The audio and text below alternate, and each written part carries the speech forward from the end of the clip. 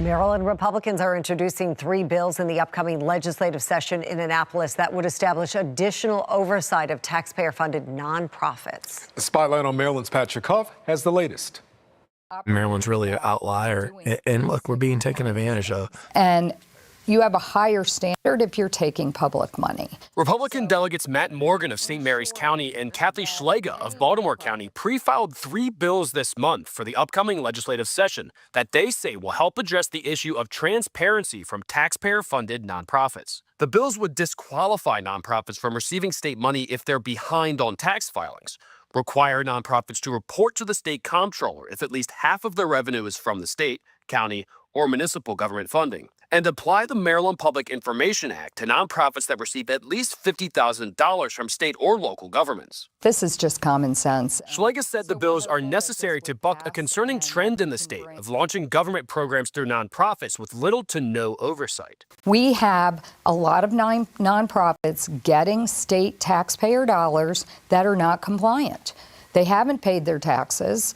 They're haven't filed their taxes, their charter's not up to date, and they haven't filed their 990. So just basic accountability is in order because we know it's happening. Spotlight on Maryland reported this year on how the Maryland state government awarded $6 million taxpayer dollars to the We Are Us nonprofit, which failed to file its tax form by the IRS deadline this year. I pulled some records at the courthouse. We also found that the organization's president, Antoine Burton, owes more than $100,000 in combined personal taxes to the state and federal government. Can taxpayers trust an organization with its money that's run by someone who doesn't pay their taxes? Well, I do pay my taxes, and right now that's something that's being disputed. Szeliga said the story was a concern for her and her colleagues at the State House. We Are Us is a poster child for why we need this legislation. A 2021 study from Maryland nonprofits found that the majority of funding for nonprofits in Maryland comes from taxpayer dollars. And a 2021 report from the Maryland Office of Legislative Audits found that, quote, there was no control agency with the authority to promulgate statewide grant-related regulations, policies, and procedures. Morgan said this trend reveals a need for more oversight of how state tax money is spent.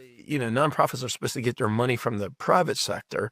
They're becoming extensions of government. So if they're going to be extensions of government, meaning that the majority of their funding comes from government sources, well, then they should have the same laws that apply as far as transparencies to that government has to comply with. The Baltimore Sun reported in July on how Maryland officials say they were unable to provide information on how much money in total they send to nonprofits. Spotlight on Maryland reached out to Maryland Governor Wes Moore, Senate President Bill Ferguson, and newly elected House Leader Jocelyn Pena-Melnick with the following questions. Do you support the nonprofit transparency measures in the proposed bills from Republicans? Do you believe Maryland has oversight of how nonprofits spend taxpayer money? None of the leaders responded to our questions.